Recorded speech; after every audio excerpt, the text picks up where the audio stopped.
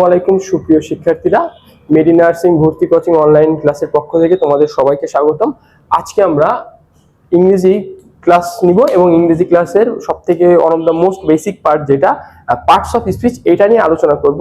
এবং আমাদের এই যে টপিকটা, এটা কিন্তু শিক্ষাবর্ষের শুরু থেকে এবং চাকরি পরীক্ষা পর্যন্ত সবখানে কাজে লাগবে। তোমরা দেখে থাকবে বিসিএস, ব্যাংক জব থেকে শুরু করে এবং আমাদের যে দৈনন্দিন যে শিক্ষা আছে অর্থাৎ ক্লাস 6 থেকে অনার্স মাস্টার্স পর্যন্ত এই টপিকটা কাজে লাগে। সো আমরা আজকে এই টপিকটার বেসিক থেকে অ্যাডভান্স লেভেল পর্যন্ত আমরা সব শিখবো। আজকে আমরা আলোচনা করব একদম বেসিক যে অংশটা সেটা। তো আজকে আমাদের আলোচনার যে পার্ট থাকবে সেটা হচ্ছে পার্টস অফ স্পিচ। তো আমরা শুরু করি।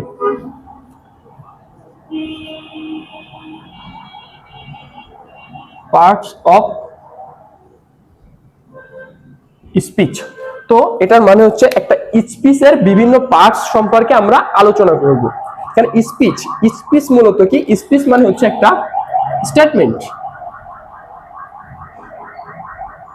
স্টেটমেন্ট দ্যাটস মিন একটা, ধরেন যে একটা সেন্টেন্স। তাহলে আলোচনা বিষয় হচ্ছে পার্টস অফ স্পিচ। স্পিচ মূলত একটি স্টেটমেন্ট, অর্থাৎ আমরা মুখে যে স্টেটমেন্ট দিচ্ছি সেটা, আর আমাদের মুখে যে স্টেটমেন্ট যেটা দেওয়া হয় সাধারণত এটা একটি সেন্টেন্স হয়ে থাকে। তো আমরা যদি একটা স্টেটমেন্ট, এটা সেন্টেন্স বলি, এটা স্টেটমেন্ট এবং স্পিচ, তাহলে এটা কিছুটা এই রকমের হবে। যেমন রহিম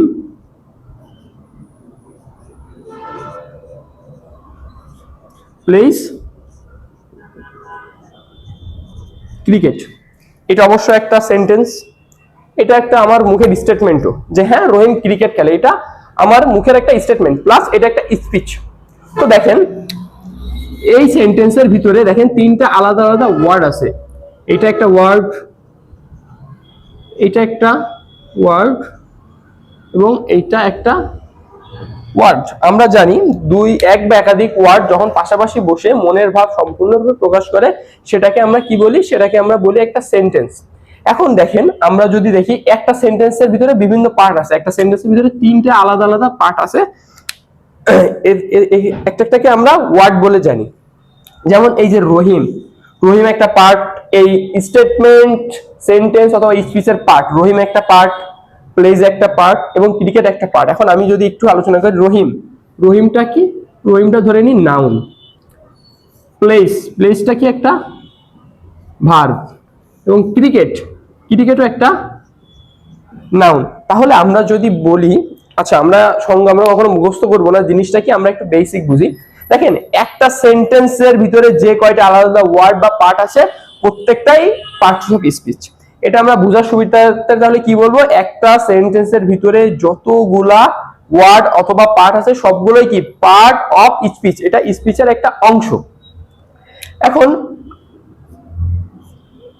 তাহলে বোঝার ভাষার জন্য এটা। এবং আমরা যদি বইয়ের ভাষায় বলি তাহলে বিষয়টা এরকম হবে যে সেন্টেন্সের অন্তর্গত প্রত্যেকটি ওয়ার্ডই এক একটি parts of speech.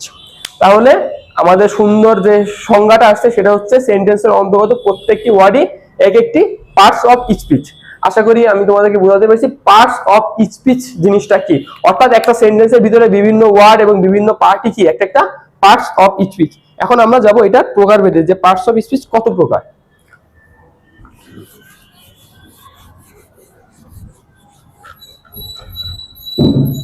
Parts of speech মূলত 8 প্রকার। 8 টাইপস। যেমন number 1 noun, pronoun, adjective, verb,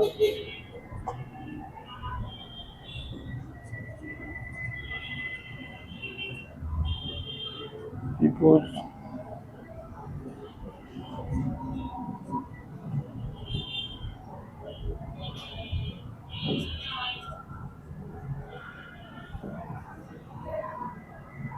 আচ্ছা সুপ্রিয় শিক্ষার্থীরা, আমরা মেইনলি আলোচনা করব পার্টস অফ স্পিচের 8 ধরনের প্রকারভেদ নিয়ে। পার্টস অফ স্পিচ মূলত 8 প্রকার: noun, pronoun, adjective, verb, adverb, preposition, conjunction এবং ইন্টারজেকশন। এখন আমরা এটা আসলে একটু ডিটেইলসে আলোচনা করব, নাউন কি, প্রোনাউন কি, অ্যাডজেক্টিভ কি, এই বিষয়গুলো। তো আমরা যদি শুরু করি, প্রথমে নাউন দিয়ে শুরু করি। নাউন, দেখেন নাউন শব্দটা আসছে গ্রিক শব্দ, ল্যাটিন শব্দ নোমেন থেকে। এই নোমেন, নোমেন অর্থ হচ্ছে নাম, নাম। তাহলে এই নাউন বা নোমেন, নাউন শব্দটা আসছে ল্যাটিন শব্দ নোমেন থেকে, নোমেনের অর্থ হচ্ছে নাম। তাহলে আমরা একটা জিনিস বলতে পারি যে নাম বিষয়ক যেগুলো পাবো সবই কি নাউনের অন্তর্ভুক্ত। যেমন আপনি ধরেন যে রহিম, করিম, তারপরে পদ্মা, তারপরে হচ্ছে হ্যামলেট, তারপরে যশোর,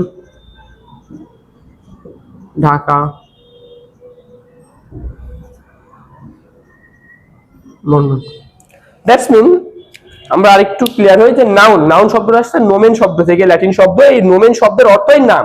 তাহলে দেখেন এই নামের ভিতরে লুকিয়ে আছে এটার বিস্তারিত ব্যাখ্যা, যে এইটা অর্থই নাম। তার মানে পৃথিবীতে যত নাম সম্পর্কিত যা থাকবে সবকিছু কিসের ভিতরে, এই নাউন বা নোমেনের ভিতরে অন্তর্ভুক্ত থাকবে। যেমন ধরেন রহিম, করিম, পদ্মা, হ্যামলেট, যশোর, ঢাকা, লন্ডন, অর্থাৎ পৃথিবীতে নাম সম্পর্কিত যা থাকবে সবগুলো কোথায় আসবে, নাউনের ভিতরে আসবে। তাহলে আমরা যদি আরো সংক্ষেপে বলি যে নাউন মূলত কি, যেহেতু নাউন শব্দের অর্থ হচ্ছে নাম, তাহলে নাম সম্পর্কিত যেগুলো থাকবে সবগুলো কিসের অংশ, সবগুলোই নাউনের অংশ। আশা করি তোমরা বুঝতে পারছো সহজেই। এবং পরবর্তীতে আমরা যাব প্রোনাউন। আচ্ছা, আমি যদি বলি 2 নম্বর আছে প্রোনাউন।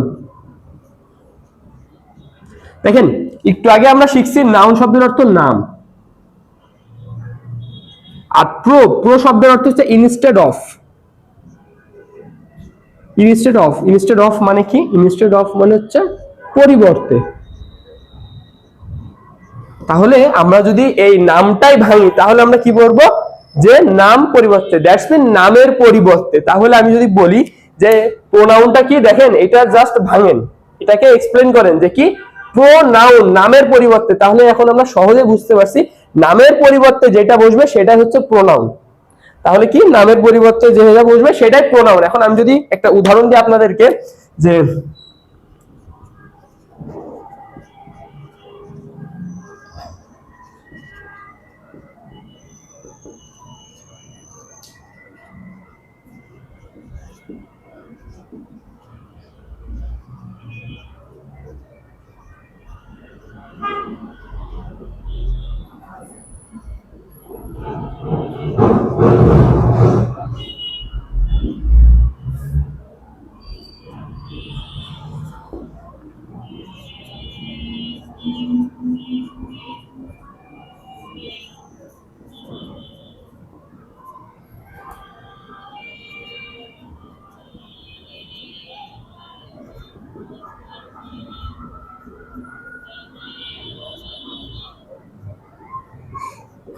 আচ্ছা, এখন আমি যদি একটা সেন্টেন্স লিখছি, 3টা মতো সেন্টেন্স লিখছি। এটা হচ্ছে লিখছি Abdullah ibn Jabir is a good boy, Abdullah ibn Jabir goes to school daily, Abdullah ibn Jabir completes his homework daily. এখন বারবার দেখেন এই নামটা বড় একটা নাম, আমার বারবার লিখছি, তো আমার এটা আসলে কষ্ট হচ্ছে। আমার মনে হচ্ছে যে দেখেন আব্দুল্লাহ ইবনে জাবির, আব্দুল্লাহ ইবনে জাবির, এবং আমরা যদি আরো 10টা সেন্টেন্স লিখতাম প্রত্যেক ক্ষেত্রে আমরা আব্দুল্লাহ ইবনে জাবির লিখতাম। কারণ কি, এই আব্দুল্লাহ ইবনে জাবির একটা নাউন না, এটা অবশ্যই একটি নাউন। তো এই নাউনটা বারবার বারবার লিখতে আমাদের কষ্ট হচ্ছে।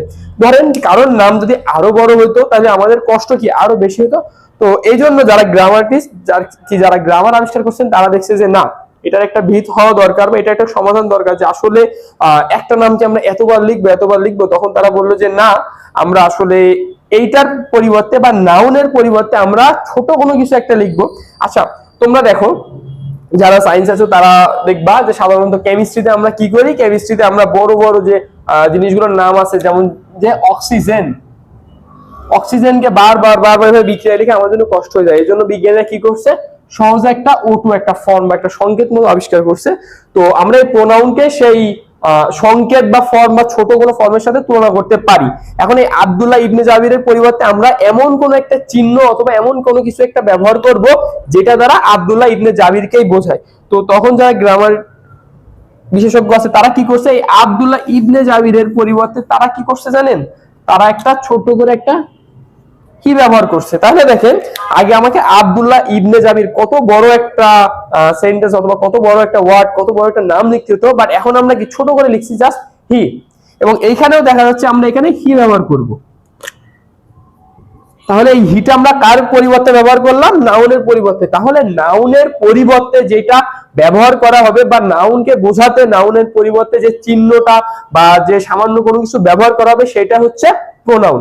আশা করছি প্রোনাউন কি তাহলে তোমরা এটা বুঝতে পারছো যে প্রোনাউনটা কি। প্রোনাউনটা মূলত নামের পরিবর্তে যে ছোট চিহ্ন বা সাংকেতিক চিহ্ন ব্যবহার করা হবে যেটা আসলে নামকে বোঝায় সেটার নামই হচ্ছে প্রোনাউন।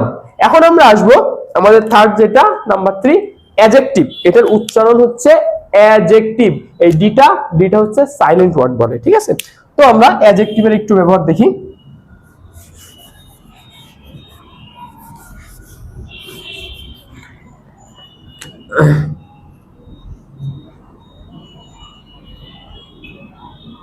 আচ্ছা, অ্যাডজেক্টিভ কি দেখেন, আপাতত দৃষ্টিতে আমরা দেখা যাচ্ছে অনেক সময় এটা নাও পড়তে পারি, বাট অ্যাডজেক্টিভ যদি আমি একটুখানি এটা মানেটা ভাঙি, এটা আসলে এটা অরিজিনটা কি, কোথা থেকে আসছে, এটা কেন আসছে, তাহলে আসলে আমাদের পক্ষে এটা বোঝা সম্ভব হবে। অ্যাডজেক্টিভ শব্দটা আবার আসছে ল্যাটিন শব্দ অ্যাডজেক্টিভাম থেকে। আচ্ছা, এটা হচ্ছে আমাদের অ্যাডজেক্টিভের অরিজিন, যে অ্যাডজেক্টিভ শব্দটা অ্যাডজেক্টিভাম থেকে আসছে। এখন এই অ্যাডজেক্টিভাম শব্দের অর্থ কি? অ্যাডজেক্টিভাম শব্দের অর্থ হচ্ছে to add something.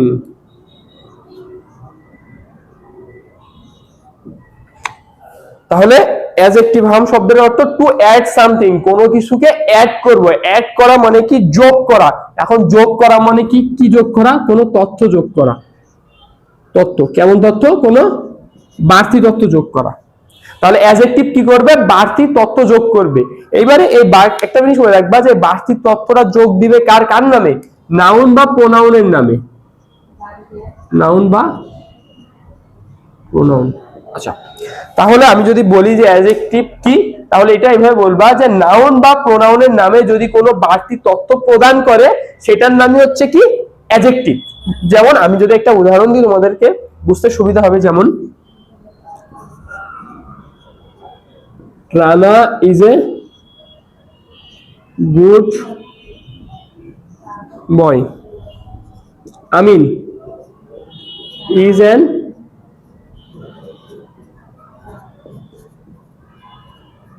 Angry person. তো দেখো আমরা একটু বলি, এই যে রানা ইজ এ গুড বয়, রানা ভালো ছেলে, এই যে গুডটা কাকে বোঝাচ্ছে? গুডটা কি বয় বা বয় বোঝাচ্ছে যে রানা কি একটা গুড বয়। এই গুড দ্বারা কাকে বোঝাচ্ছে? গুড দ্বারা মেইনলি রানাকে বোঝাচ্ছে, তাই না? তাহলে রানা সম্পর্কে তথ্য দিল যে রানা কেমন? রানা ভালো। এখন আমরা জানি রানা কোন পার্টস অফ স্পিচ? আচ্ছা, আমরা একটু আগে শিখছি রানা তো নাউন। তো দেখো তো এই শব্দের এই গুড কি রানা সম্পর্কে একটা অ্যাডিশনাল তথ্য দিল না যে রানা কেমন ছেলে? রানা ভালো ছেলে।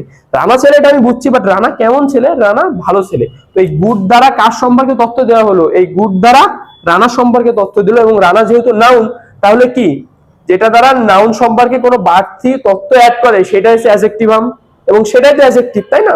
তো আমরা যদি এইভাবে মিনিংটা ভেঙে পড়ি তাহলে আমাদের জন্য পড়তে সুবিধা হবে। তাহলে এটা তোমরা একটু দেখো, আমিন ইজ অ্যান অ্যাংরি পারসন। এই অ্যাংরি মানে কি? রাগান্বিত।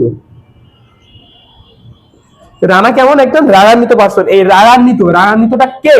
রাগান্বিত হচ্ছে আমিন। তাহলে একটা জিনিস দেখেন, এই রাগান্বিত অ্যাংরি দ্বারা তথ্য দিল, কার সম্পর্কে তথ্য দিল? এই আমিনের সম্পর্কে তথ্য দিল যে আমিন রাগান্বিত। এখন আমিনটা কোন পার্টস অফ স্পিচ? আমিন তো নাউন। তাহলে দেখেন তো এই আমিন সম্পর্কে একটা বাড়তি একটা তথ্য পেলাম না আমরা, যে আমিনটা কেমন? আমিন হচ্ছে রাগান্বিত। তাহলে নাউন বা প্রোনাউন সম্পর্কে যদি কোনো বাড়তি তথ্য দেওয়া হয় সেটা হচ্ছে আমাদের কি? অ্যাডজেক্টিভ। বুঝতে পারছেন? আশা করি এটা বুঝতে পারছেন। তাহলে অ্যাডজেক্টিভটা মূলত কি? নাউন বা প্রোনাউন সম্পর্কে যদি কোনো কিছু অ্যাড করা হয় বা কোনো কিছু বলা হয় সেটা হচ্ছে আমাদের অ্যাডজেক্টিভ। এরপরে আমরা আসবো পরবর্তী টপিক, যেটা হচ্ছে ভার্ব। দেখেন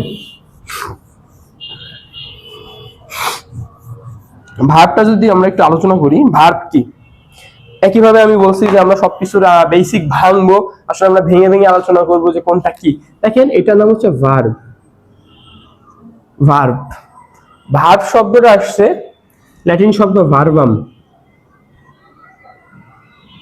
ভার্বাম মানে কি? ভার্বাম মানে টু এঙ্গেজ,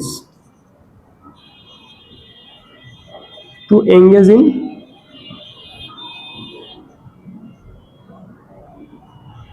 সামথিং, অর্থাৎ কি কোনো কিছুতে এঙ্গেজ থাকা। এঙ্গেজ মানে কি নিয়োজিত থাকা। এঙ্গেজ শব্দের অর্থ কি নিয়োজিত। আমি যদি কোনো কিছুতে অর্থাৎ কোনো কাজের ভিতরে নিয়োজিত থাকি সেটা হচ্ছে ভার্বাম বা সেটা হচ্ছে ভার্ব। অর্থাৎ তাহলে আমি যদি সহজভাবে বলি যে ভার্ব কি, ভার্ব হচ্ছে কোনো কিছুর ভিতরে নিয়োজিত থাকা হচ্ছে ভার্ব। যেমন আমি বলি যে আই অ্যাম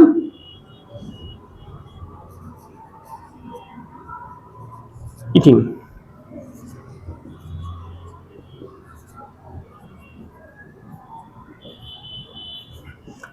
এখানে একটু বলি, I am eating, Seema is riding. এখন আমি কি, এখানে আমি কিসের ভিতরে আছি, আমি খাচ্ছি তাই না। তো আমি খাওয়া একটা কাজ, একটা কাজের ভিতরে নিয়োজিত আছি না, আমি খাওয়ার ভিতরে নিয়োজিত আছি। তাহলে এখানে ভার্ব কি, ভার্ব হচ্ছে এখানে ইট বা ইটিং। এবং সীমা ইজ রাইটিং, সীমা কি করছে, সীমা লিখছে, তাহলে সে একটা কাজের ভিতরে নিয়োজিত আছে। তাহলে এখানে এটা কি রাইট বা রাইটিং, এটা হচ্ছে একটা ভার্ব। যদি এখানে ভার্বের সাথে একটা আমরা আইএনজি যোগ করছি, এটা আমরা পরবর্তীতে আলোচনা করব। তাহলে দেখেন আমি যদি বলি ভার্ব কি, ভার্ব হচ্ছে মূলত যে কোনো কাজের ভিতরে নিয়োজিত থাকা। দেখুন আমি একটা ক্লাস নিচ্ছি তাই না, তো এখন আমি অবশ্যই একটা কাজের ভিতরে নিয়োজিত আছি, তাহলে এটা ক্লাস নেওয়া, এটাও কি একটা ভার্ব। দেখেন কেউ যদি ঘুমায় সেও কিন্তু একটা কাজের ভিতরে নিয়োজিত আছে, আপাতত দৃষ্টিতে যদিও ঘুম কোনো কাজ মনে হয় না, বাট এটাও কিন্তু একটা কাজ, যে এটা মূলত সে ঘুমের ভিতরে নিয়োজিত আছে। তাহলে এটাও কি একটা ভার্ব। অর্থাৎ এই দুনিয়ায় যত মানুষ যত ধরনের কাজের ভিতরে নিয়োজিত থাকবে সবগুলো কি ভার্ব অথবা ভার্বামে আলোচিত হবে, ঠিক আছে। আচ্ছা, এবং পরবর্তীতে আছে অ্যাডভার্ব। এবং এই অ্যাডভার্বটা একটু কি আমি একটুখানি তোমাদেরকে আলোচনা করি। তাহলে দেখেন, তাহলে ভার্বের উদাহরণ কেমন হতে পারে, ইট, প্লে, রাইট, রিড। অর্থাৎ কি দুনিয়ায় যা আছে, ইট একটা খাওয়া, খাওয়া মানে কি একটা কাজের ভিতরে নিয়োজিত থাকা, প্লে মানে খেলা করা, এটা একটা কাজের ভিতরে নিয়োজিত থাকা, রাইট মানে লেখা, এটা একটা কাজের ভিতরে নিয়োজিত থাকা, রিড মানে পড়া, এটা একটা কাজের ভিতরে নিয়োজিত থাকা। তাহলে দুনিয়ায় যত কাজের ভিতরে নিয়োজিত যা থাকবে, দাঁড়ানো বসা, সবগুলো কিসের অন্তর্ভুক্ত হবে, ভার্বের অন্তর্ভুক্ত হবে। এখন আমরা একটু দেখি অ্যাডভার্ব।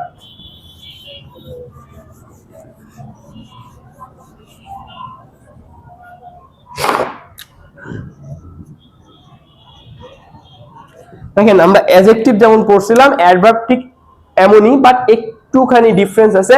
এখানে মনে রাখবেন অ্যাডজেক্টিভ সাধারণত নাউন বা প্রোনাউন সম্পর্কে অ্যাডিশনাল তথ্য দেয়, এটাও কিন্তু তথ্য দিবে। অ্যাডভার্ব মানেও কি টু অ্যাড সামথিং, বাট কার সম্পর্কে অ্যাড সামথিং, ভার্ব সম্পর্কে অ্যাড সামথিং, কার সম্পর্কে, ভার্ব সম্পর্কে।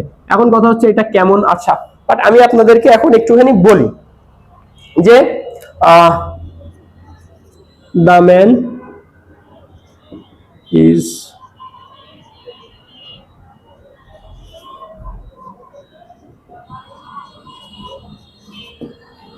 আচ্ছা the man is walking quickly। তাহলে এখানে আমাকে একটু বলবেন যে এখানে ভার্বটা কি। ভার্বটা অবশ্যই এখানে ওয়াকিং বা ওয়াক, যেটা কারণ কি হাঁটা, হাঁটা একটা কাজের ভিতরে নিয়োজিত, এটা হচ্ছে একটা ভার্ব।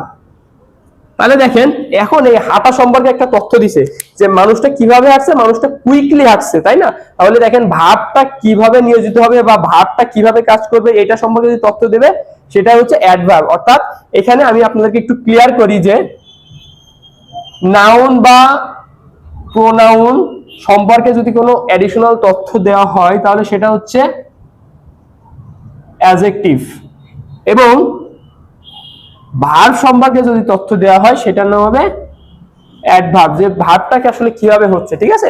সে হাঁটছে, সে কি দ্রুত গতিতে হাঁটছে নাকি সে কি আস্তে আস্তে হাঁটছে। দেখেন একটা জিনিস মনে রাখবেন, এই কুইকলি, কুইকলি দ্বারা কি মানুষকে বোঝাচ্ছে যে মানুষটা কুইক, না মানুষের হাঁটাটা বোঝাচ্ছে যে হাঁটাটা quick.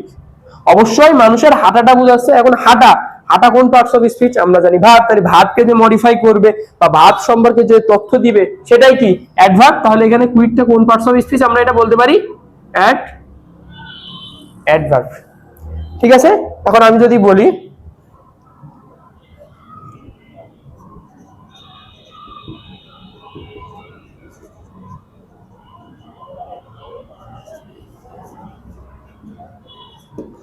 Moni is running fastly, অর্থাৎ কি মনি জোরে জোরে দৌড়াচ্ছে। তাহলে দেখেন এখানে ফাস্টলি, এই ফাস্টলি দ্বারা কার সম্পর্কে তথ্য দিচ্ছে, এই ফাস্টলি দ্বারা কিন্তু রানিংটাকে বোঝাচ্ছে যে দৌড়টা জোরে হচ্ছে। এখন এই দৌড়টা কোন পার্টস অফ স্পিচ, এই দৌড়টা হচ্ছে ভার্ব।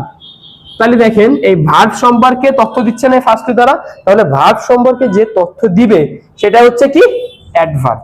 আশা করি এটা সহজে আপনারা বুঝতে পারছেন যে ভার্ব সম্পর্কে যদি কোনো তথ্য দেওয়া হয় সেটা হচ্ছে অ্যাডভার্ব, কিন্তু নাউন অথবা প্রোনাউন সম্পর্কে যদি কোনো তথ্য দেওয়া হয় সেটা হচ্ছে অ্যাডজেক্টিভ। দুইটা মেনলি একই, শুধুমাত্র এখানে পার্থক্য আছে যে কার সম্পর্কে তথ্য দেবে। এখানে দুই ক্ষেত্রে তথ্য দিবে, অ্যাডিশনাল তথ্য দিবে। তো কথা হচ্ছে এই তথ্যটা যদি নাউন এবং প্রোনাউন সম্পর্কে দেওয়া হয় সেটা অ্যাডজেক্টিভ, তথ্যটা যদি ভার্ব সম্পর্কে দেওয়া হয় তাহলে সেটা হচ্ছে অ্যাডভার্ব। আমরা আশা করি সহজে এটা বুঝতে পারছি, এবং পরবর্তী ক্লাসে আমরা এটা নিয়ে আরো অ্যাডিশনাল তথ্য দিব, আরো কিছু মজার ট্রিক্স দিব যে এটা আসলে কিভাবে শনাক্ত করা যায়।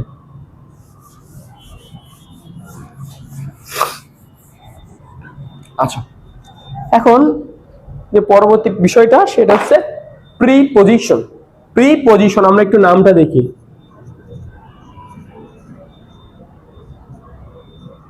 দেখেন এটার নাম হচ্ছে প্রিপজিশন। প্রি অর্থ কি? প্রি অর্থ কি? পূর্বে। পজিশন শব্দের অর্থ কি? অবস্থা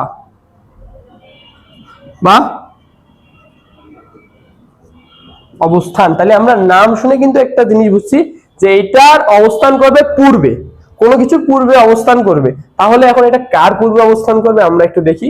সাধারণত একটি নাউন অথবা মাঝে মাঝে ভার্বের পূর্বে অবস্থান করতে পারে। তাহলে প্রিপজিশন কি? তাহলে প্রিপজিশন হচ্ছে ইংরেজি গ্রামারের বা পার্সোনাল স্পিচের এমন একটা পার্টস যেটা সাধারণত পূর্বে অবস্থান করবে। কার পূর্বে অবস্থান করবে? নাউনের পূর্বে অবস্থান করবে অথবা ভার্বের পূর্বে অবস্থান করবে। এখন আমি যদি একটু বলি প্রিপজিশন কি কাজ করে, দেখেন প্রিপজিশন একটা সেন্টেন্সের ভিতরে অর্থকে ক্লিয়ার করে। কেমন ভাবে ক্লিয়ার করে আমি একটু আপনাদেরকে উদাহরণ দিই। The book is dash the table. তাহলে দেখেন এ কিন্তু অনেক সময় সম্পর্ক রক্ষা করে। দুইটা নাউনের ভিতরে দেখেন সম্পর্ক রক্ষা করছে। যেমন দেখেন দা বুক আর হচ্ছে দা টেবিল, এ একটা নাউন, একটা নাউন। দেখেন এই দুইটা নাউনের ভিতরে সম্পর্ক কি কোনো কিছু বোঝা যাচ্ছে? The book is dash the table, বই টেবিলের কোথায় আছে? এখন দেখেন আমি কি বুঝতে পারছি এখানে কোথাও আছে যে বইটা কি টেবিলের উপরে আছে, নিচে আছে, পাশে আছে, কোথাও আছে? এখানে কি কোনো কিছু ক্লিয়ার করা আছে? তাহলে দেখেন তো এই দুইটা নাউনের ভিতরে কি কোনো ধরনের সম্পর্ক কি এখন বোঝা গেছে? বোঝা যাচ্ছে না। বাট এইখানে যদি আমরা প্রিপজিশন নামক একটা জিনিস আনি তাহলে দেখেন একদম ভালোভাবে জিনিসটা সম্পর্ক রক্ষা করবে। যখন আমি যদি অন ব্যবহার করি, অন মানে উপরে, তাহলে এখন দেখেন the book is on the table, বইটি কই? টেবিলের উপরে আছে। এখন দেখেন বই আর টেবিলের সম্পর্ক রক্ষা হয়েছে। কারণ কি? এখন আমি বুঝতেছি যে বইটা কই আছে? টেবিলের উপরে আছে। বাট আমি যদি এখানে যদি মুছে দিই, দেখেন তো দুইটার ভিতরে কোনো সম্পর্ক আছে? সম্পর্ক কিন্তু এখানে ক্লিয়ার না। তাহলে প্রিপজিশন কি করছে? প্রিপজিশন কিন্তু একটা সেন্টেন্সের ভিতরে দুইটা নাউন, দুই বা ততোধিক নাউন যেগুলো আছে তাদের ভিতরে সম্পর্ক রক্ষা করছে। এখন আমি যদি বলি যে আন্ডার, যে বইটা কই আছে? টেবিলের নিচে আছে। তাহলে দেখেন এখানেও কিন্তু আমি ক্লিয়ার হয়েছি যে আচ্ছা বইটা টেবিলের নিচে আছে, অর্থাৎ কি বুক এবং টেবিল দুইটার ভিতরে কি সম্পর্ক রক্ষা করছে। তাহলে প্রিপজিশনটা কি দেখেন। এবং আরো যেটা বলি সেটা হচ্ছে আমি বলছিলাম কিন্তু প্রিপজিশন, এই প্রিপজিশন সাধারণত নাউন বা ভার্বের আগে আসে। তো আন্ডার অবশ্যই একটা প্রিপজিশন, আন্ডারের পরে কি আছে? একটা নাউন আছে। তাহলে কি আমি বলতে পারি কি যে প্রিপজিশনটা তাহলে কি করছে? দেখেন প্রিপজিশনটা নাউনের আগে অবস্থান করছে। অবশ্যই আপনারা এটা নিজেরাই দেখেন যে প্রিপজিশন কি নাউনের আগে অবস্থান করছে, কিছু কিছু ক্ষেত্রে ভার্বের আগেও অবস্থান করতে পারে। আচ্ছা, তো প্রিপজিশনটা কি? প্রিপজিশন মূলত পূর্বে অবস্থান করবে। কার পূর্বে অবস্থান করবে? নাউন অথবা ভার্বের পূর্বে অবস্থান করবে, করে দুই বা ততোধিক নাউনের ভিতরে সম্পর্ক রক্ষা করবে। যেটা আমরা এই উদাহরণ দ্বারা আমরা বুঝছি যে যদি আমরা প্রিপজিশনটা না ব্যবহার করতাম আমরা কিন্তু বুঝতাম না এই বুক আর টেবিলের ভিতরে কি সম্পর্ক। বাট আমরা প্রিপজিশনটা যেই ব্যবহার করছি এখন আমরা কিন্তু ক্লিয়ার হয়ে গেছি যে এই দুইটার ভিতরে সম্পর্কটা আসলে কি। তাহলে প্রিপজিশন কি সংখ্যা রক্ষার্থে কাজে লাগে, সম্পর্ক রক্ষার্থে। এরপরে আসতেছে কনজাংশন। কনজাংশন মানে কি?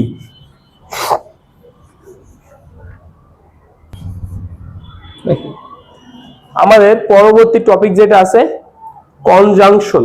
দেখেন আমি একটুখানি বলি,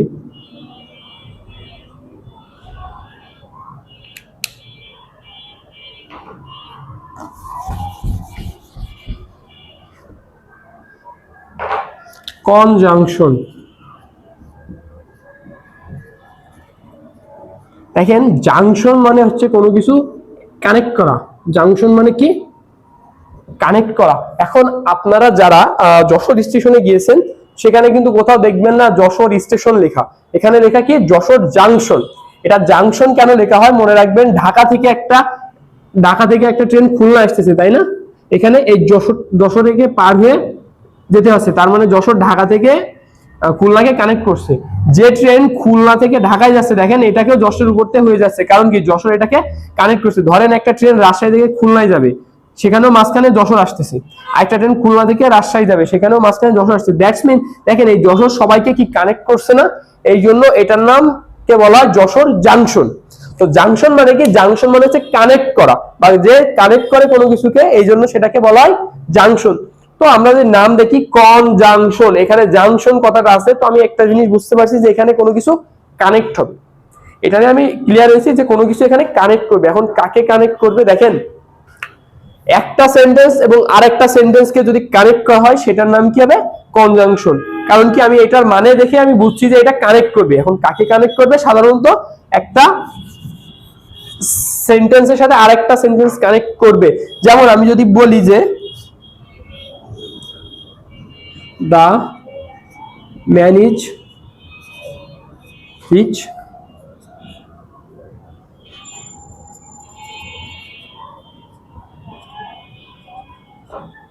দেখেন দ্য ম্যান ইজ রিচ, এটা একটা পূর্ণাঙ্গ একটা সেন্টেন্স। আবার দ্য ম্যান ইজ অনেস্ট, এটা একটা পূর্ণাঙ্গ একটা সেন্টেন্স। তাহলে দেখেন এই দুইটা সেন্টেন্সের ভিতরে যে কানেকশনটা হবে, এই কানেক্টটা কে করবে? এই কানেক্টটা করবে এই যে কানেকশন সেন্টেন্সকে কনজাংশন। এখন আমি যদি বলি the man is rich and the man is honest, তাহলে কি দেখেন এই এন্ড কি একে এবং একে দুইজনকে কানেক্ট করলো, এই জন্য এটার নাম হচ্ছে কনজাংশন। দ্যাটস মিন আমি যদি আপনাদেরকে সহজভাবে বলি যে কনজাংশন কি, কনজাংশন হচ্ছে যেটা কি একটা সেন্টেন্সের সাথে আরেকটা সেন্টেন্সের সম্পর্ক রক্ষা করবে, সেটাকে কি বলা হবে? কনজাংশন। এখন আপনাদের মধ্যে একটু কনফিউশন থাকতে পারে, প্রিপজিশন তো একই ধরনের শিখছিলাম, কনজাংশন কানেক্ট করছে, তাহলে পার্থক্যটা কি? আমি একটুখানি একটা ফাইন একটা ডিফারেন্স সেটা আমি আপনাদেরকে বলে দিই। যদি একটা সেন্টেন্সের মধ্যে অর্থাৎ একই সেন্টেন্সের মধ্যে সাধারণত সম্পর্ক রক্ষা করে প্রিপজিশন, আর দুইটা আলাদা আলাদা সেন্টেন্সের ভিতরে সম্পর্ক রক্ষা করে কে? কনজাংশন। যেমন কি দা ম্যান ইজ পুয়ার,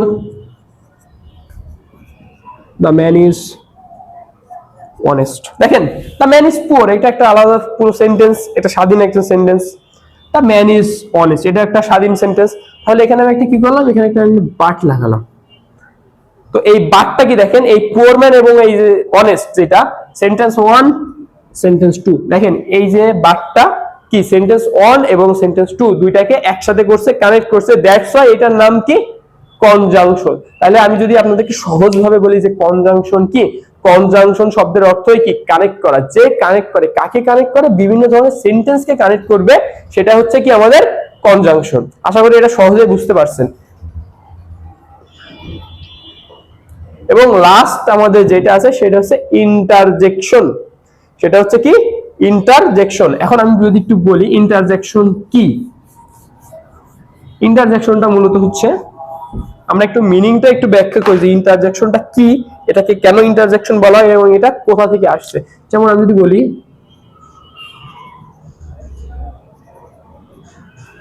মনে রাখবেন ইন্টারজেকশন শব্দটা আসছে দুইটা অংশ থেকে, একটা হচ্ছে ইন্টার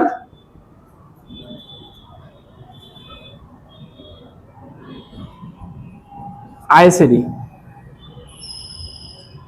ইন্টারজেকশনের শব্দটা আসছে দুইটা অংশ থেকে, একটা হচ্ছে ইন্টার, একটা হচ্ছে আইএসএডি।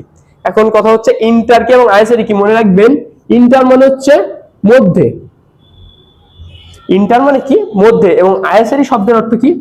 থ্রোন। থ্রোন কিভাবে থ্রোন? সাডেনলি। তাহলে এখন একটুখানি মিনিংটা একটু বোঝার চেষ্টা করেন। ইন্টারজেকশন শব্দ হচ্ছে ইন্টার আয়াসেরি থেকে। ইন্টার আয়াসেরি কি? ইন্টার মানে মধ্য, আয়াসেরি মানে কি? থ্রোন। সাডেনলি, কিভাবে থ্রোন? Suddenly thrown. মনে রাখবেন যে একটা সেন্টেন্সের ইন্টারে বা একটা সেন্টেন্সের মধ্যে যদি সাডেনলি হঠাৎ করে কোনো কিছুকে থ্রোন বা ঢোকানো হয়, সেইটার নাম কি? ইন্টার আয়াসেরি বা ইন্টারজেকশন। এখন কেন ঢোকানো হয়? আবেগের ঠেলায়, দুঃখের ঠেলায়, কষ্টের ঠেলায় এটা ঢোকানো হয়। যেমন আমি যদি বলি যে এলাস,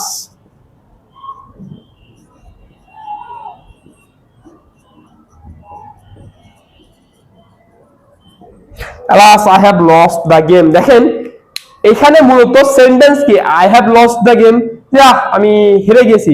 এইবারে দেখেন এটা আবেগের ঠেলায়, কষ্টের ঠেলায় আমি বলে ফেললাম ইস, alas আমি হেরে গেছি। তাহলে দেখেন এটা হঠাৎ চলে আসছে না?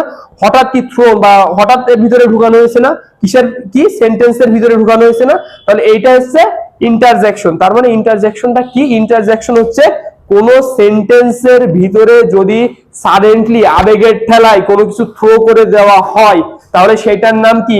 ইন্টারজেকশন। যেমন আরো আমি যদি বলি hurray, hurray I I have passed the, hurray I have passed the exam. দেখেন এই হুররে, হুররের কোনো আসলে অর্থ নাই, এটা হচ্ছে আমাদের মানে আবেগবাচক, আমরা আনন্দের ঠেলায় এটা আমরা বলে ফেলছি। তো দেখেন এইটা এখানে মেইনলি সেন্টেন্স হলো I have pass the exam, যে আমি এক্সামটা পাস করছি। এটা আসলে আমি যখন এক্সাম পাস করছি আমার অনেক আনন্দ লেগেছিল, যার ফলে কি আমি জোর করে হঠাৎ করে এটা কি ঢুকাই ফেলছি, এর ভিতরে একটা মনের আবেগ প্রকাশ করে ফেলছি যে হুররে। এই হুররেটা আমরা কি তখন আমরা সেন্টেন্সের ভিতরে ঢুকাই ফেলছি না? হঠাৎ ঢুকাই ফেলছি না জোর করে? তো দেখেন এইটা হচ্ছে মূলত, অর্থাৎ যেটা দ্বারা আমরা আবেগের ঠেলায় সেন্টেন্সে কোনো কিছু ঢুকাই ফেলি যার কোনো অর্থ নাই, সেটার নাম কি? ইন্টারজেকশন।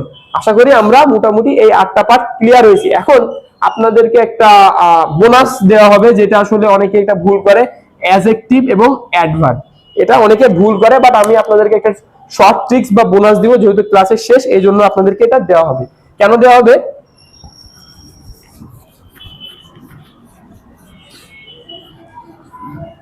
যেমন ধরেন, আচ্ছা পার্টস অফ স্পিচের প্রত্যেকটা পার্টস অফ স্পিচের আমরা একটা নাম্বার আছে, বুঝছেন? সবার একটা নিউমেরিক্যাল অর্ডার আছে।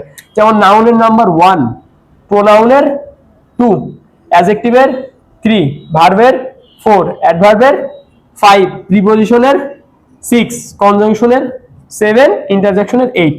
মনে রাখবেন এইখানে মানুষ সবথেকে বেশি যেটা প্যাচ লাগায় বা মানুষ সবথেকে বেশি বুঝতে পারে না, অ্যাডজেক্টিভ কোনটা এবং অ্যাডভার্ব কোনটা, এটা সবথেকে বেশি প্যাচ লাগায়। তো এখন আমরা একটু দেখবো কয়েকটা সেন্টেন্স, আমরা কয়েকটা ওয়ার্ড দেখবো, এটা দেখে আমরা নিজে আইডেন্টিফাই করব।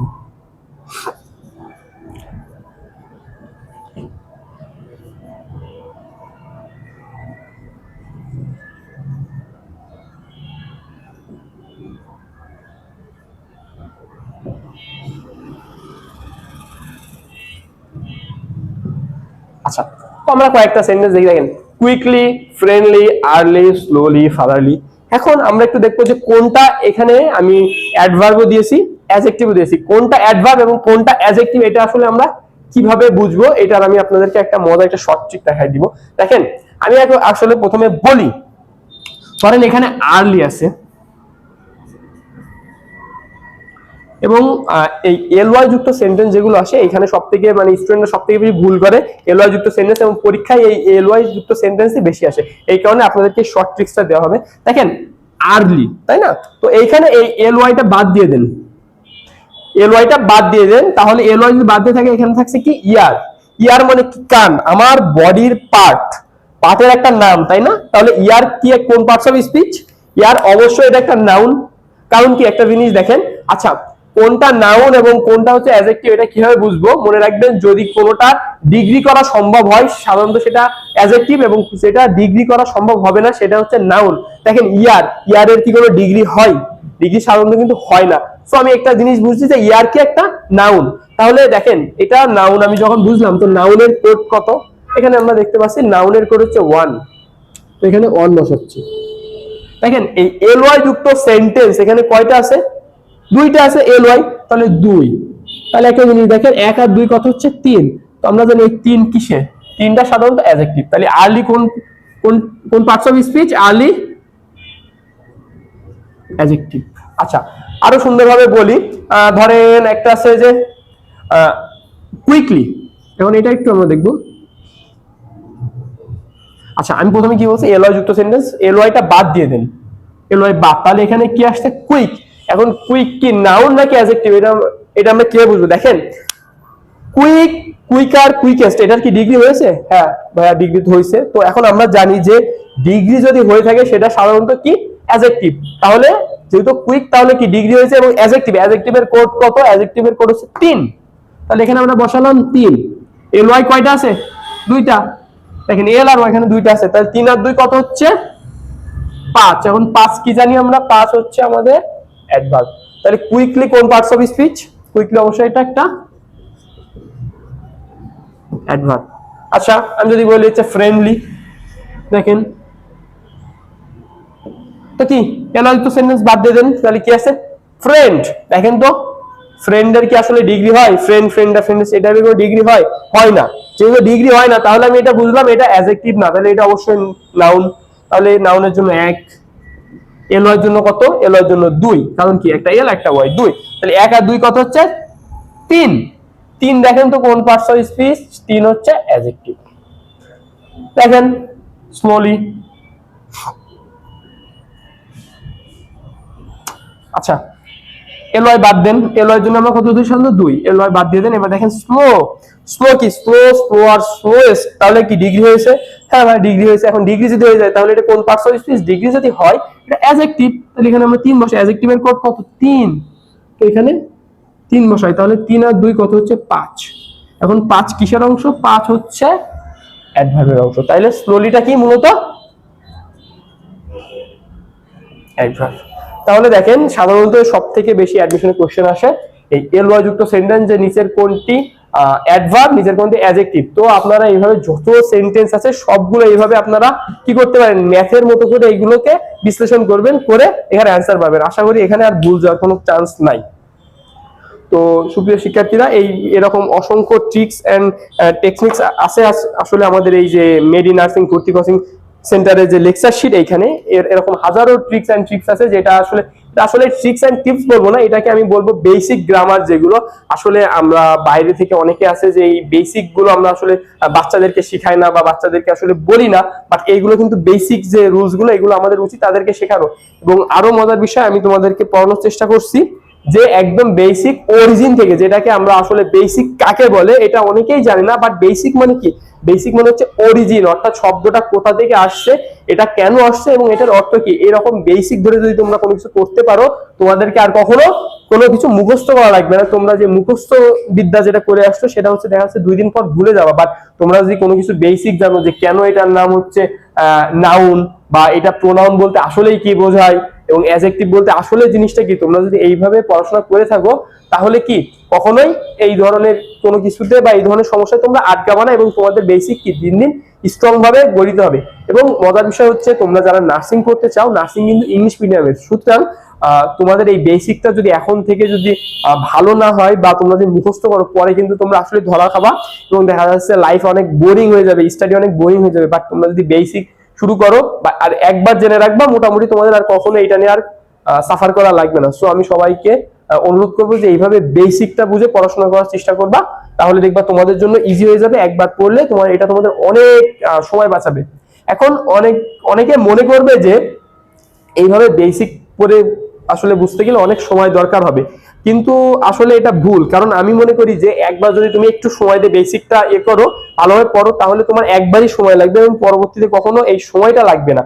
বাট তুমি যদি মুখস্থ করো, আজকে মুখস্থ করবা, কালকে আবার ভুলে যাবা, আবার মুখস্থ করবা, তো ভুলে যাবা, আলটিমেটলি তোমার কিন্তু সময় বেশি খরচ হবে। এবং এইভাবে বেসিক দিয়ে, লজিক দিয়ে আসলে পড়ার জন্য তুমি আমাদের মেডি নার্সিং ভর্তি কোচিং এর সাথে যোগাযোগ করতে পারো। এখানে সকল টিচাররা এরকম অরিজিন বেসিক ধরে ধরে করায়, যেটা আসলে তোমার শুধুমাত্র অ্যাডমিশনেই সাহায্য করবে না, তোমার পরবর্তী জীবনে নার্সিং এ চান্স পাওয়ার পরেও যে কিভাবে পড়াশোনা করবা, এটা তোমাকে গাইডলাইন দিবে। এভাবে এগুলো আমি আমার ক্লাসটা আজকে শেষ করছি। ধন্যবাদ। আসসালামু আলাইকুম।